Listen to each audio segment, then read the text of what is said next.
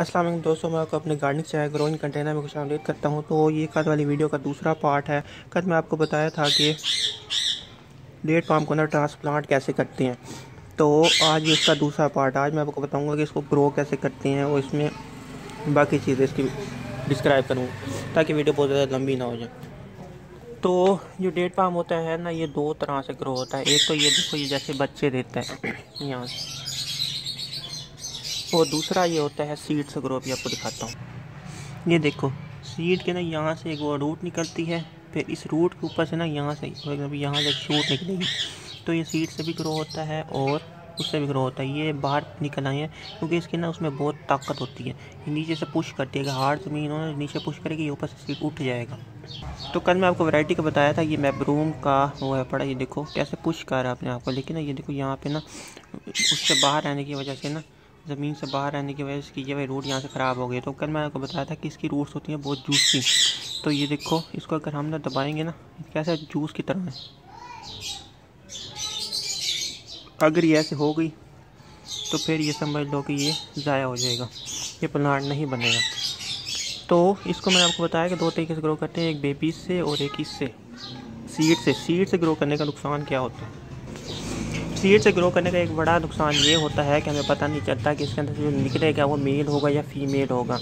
क्योंकि अगर ना आपका ना मेल सारे निकलते आए तो फिर क्या होगा कि आपका ना नुकसान हो जाएगा बहुत ज़्यादा। उसको ना ग्रो करने में बड़ा टाइम लगता है, जबकि पहला पत्ता निकालता है ना, ये देखो इतना सा प्लांट होने में भी साल लग जाता है।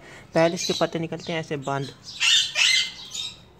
तब तक ये बहुत स्लो ग्रो होता है, जब तक इसके पत्ते बंद रहते हैं। इसको ये 1 साल का प्लांट है, लग रहा है 1 साल का, लेकिन अगर आप इसको तेज़ धूप में रखोगे ना, फिर ये ज़्यादा जल्दी बड़ा करेगा। और बड़े गमले में रखोगे, ये छोटा सा गमला है, उसमें 7 प्लांट भी लगे हैं, इस वजह से इसका साइज़ थोड़ा छोटा है। तो मैंने आपको बताया कि पहले इसके पत्ते होते हैं ऐसे बंद, और फिर क्या होता है, फिर ये अपने पत्ते ऐसे खोलने लग जाता है। जब ये अपने पत्ते खोलने लग जाता है ना, तो फिर इसकी स्पीड थोड़ा बढ़ जाती है ग्रो करने की। तो इस वजह से अगर आप सीड से ग्रो करोगे, एक तो आपका टाइम बहुत ज़्यादा ज़ाया होगा, और दूसरा ये नुकसान होगा कि आपको पता नहीं चलेगा कि इसमें मेल निकलेगा या फीमेल निकलेगा। क्यों? क्योंकि इसमें 2 तरह के जेंडर होते हैं, मेल और फीमेल। तो जब इसकी क्रॉस पॉलिनेशन होती है तो समझ लो कि अगर मैब्रूम का ये सीड है ना, तो इसके अंदर से जो पौधा निकलेगा वो मैब्रूम का नहीं होगा। क्यों? क्योंकि उसकी क्रॉस पॉलिनेशन हुई है पहले। मेल का तो फीमेल का तो हमें पता था। फॉर एग्जाम्पल अगर मैब्रूम का प्लांट है ना, तो फीमेल का मुझे पता था ये मैब्रूम ही है, लेकिन इसके साथ जो मेल का पॉलिनेट हुआ है ना, उसका नहीं पता चलने का कोई तरीका। क्योंकि ना पे मेल पे ना कोई खजूरें वगैरह नहीं लगी, तो इससे पता नहीं चलता कि मेल का जेंडर कौन सा। अगर मेल भी अजवा का हो, फीमेल भी अजवा की हो, या मेल भी मैब्रूम का हो, फीमेल भी मैब्रूम की हो, तो फिर जाके अंदर से जो उसकी कैरेक्टर्स हो, जो आगे जो बेबी वो पैदा होगा ना सीड से, तो वो हो सकता है कि वो दोबारा मैब्रूम ही निकले। लेकिन ऐसा बहुत ही रेयर केसेस में होता है। क्यों? क्योंकि ना हवा से भी पॉलिनेशन होती है और बीज भी पॉलिनेट करती हैं। तो बीज ने ना अगर किसी और प्लांट का, किसी और नर का पॉलिनेशन, वो पोलन इसको भी फेंक दिया, तो फिर भी जेंडर चेंज हो जाएगा। तो आप नहीं कह सकते कि जो सीड है मैब्रूम का, इससे क्या चीज़ निकलेगी। इससे उससे बेहतर चीज़ भी निकल सकती है, उससे घटिया चीज़ भी निकल सकती है। मोस्टली क्या होता है, मोस्टली उससे बेहतर नहीं निकलती, क्योंकि कम लो क्वालिटी की निकलती है। क्योंकि हमारे जो मेल यूज़ करते हैं ना, वो बहुत ही ऐसे होते हैं जो बहुत ही जल्दी वो फ्लावरिंग उठा लेते हैं। तो मेल्स का ना चक्कर होता है, इसी वजह से ना इसमें से जो निकलती है ना, जब अपना पौधा बनेगा ना, उसकी कैरेक्टरिस्टिक बहुत ही लो होती हैं इसी वजह से। तो आप, मैं उसको रिकमेंड नहीं करूँगा कि आप सीड से ग्रो करो। आप क्या करो, आप ना बेबीज़ बेबीज़ अलग करवाओ प्लांट के। और ट्रांसप्लांटेशन का मैंने आपको बता दिया था, इसका भी वही रूल है बेबीज़ अलग करने का, कि वही मंथ आपने यूज़ करनी है। आपने वो वीडियो पहले देखनी है, अदरवाइज़ आपको समझ नहीं आएगी ट्रांसप्लांटेशन। किसी ट्रांसप्लांटेशन का बहुत ही अहम टॉपिक है।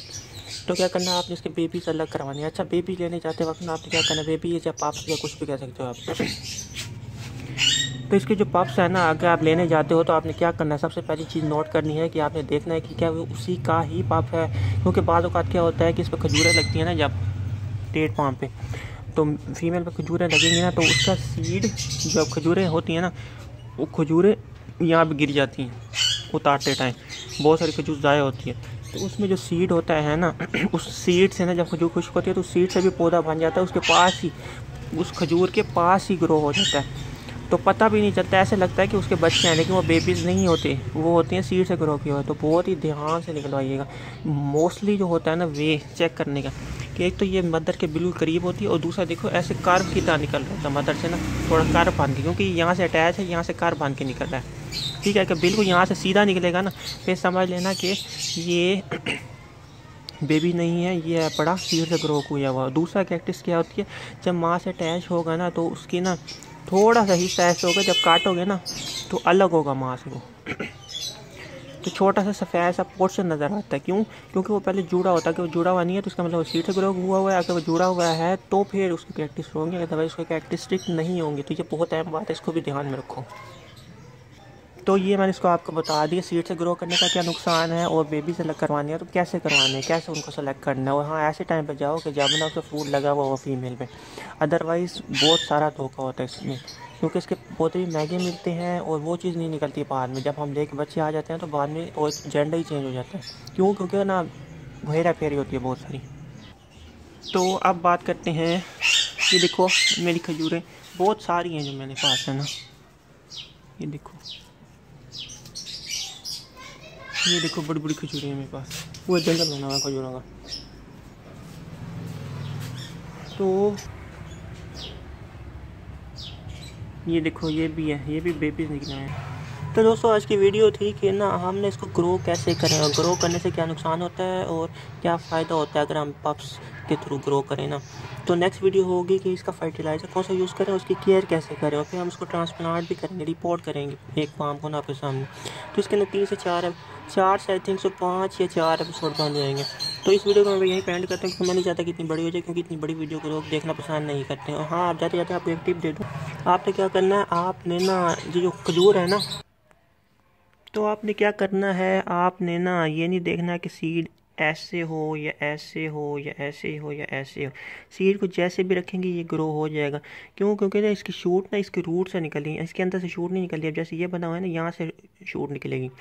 तो इसका एक तो ये होता है लॉजिक कि इसकी जो रूट होती है उससे शूट निकलती है। और दूसरा क्या है, इसको जब दबाओ ना ज़रा डीप दबाओ, ये देखो जैसे ऊपर पड़े थे ना, ये इसका क्या नतीजा निकला अभी आपको मैं दिखा कि ये ना ये नीचे पुश करती है। देखो इसने पुश किया तो ये थोड़ी ऊपर थी तो ये ऊपर उठाई। तो आपने इसको थोड़ा नहीं दबाना, आपने इसको काफ़ी दबाना। देखो जैसे मैंने दबाया हुआ है, बस सीधा मुंह सीधा हो, इसको पूरा अंदर दबा दो, ताकि ना इसकी जो रूट है ना ये काफ़ी ज़ोर से ना वो करती है, दबाती है। जैसे ये देखो ये ज़ोर से दबाती है तो सीट ऊपर उठ जाता है, ये अपना ज़ोर लगाती है इसकी रूट। तो आपने इस बात का ध्यान रखना है, इसको थोड़ा डीप वो करना है, ऐसे रख नहीं देना, क्योंकि अगर ऐसे रखोगे ना तो फिर यही होगा कि इसकी यहाँ से रूट ख़राब हो जाएगी। और ये जूसी रूट्स होती हैं, बड़ी जल्दी ख़राब होती हैं। तो अब नेक्स्ट टॉपिक की ना मैं कल बनाऊंगा या परसों बनाऊंगा, उसमें ना मैं आपको बताऊंगा कि इसकी केयर कैसे करनी है, इसमें फ्रूट नहीं आ रहा तो कैसे करना है, और आपको बताऊंगा कि इसको ना रिपोर्ट कैसे करें। तो अभी आपसे इजाज़त चाहता हूँ, अल्लाह हाफिज़।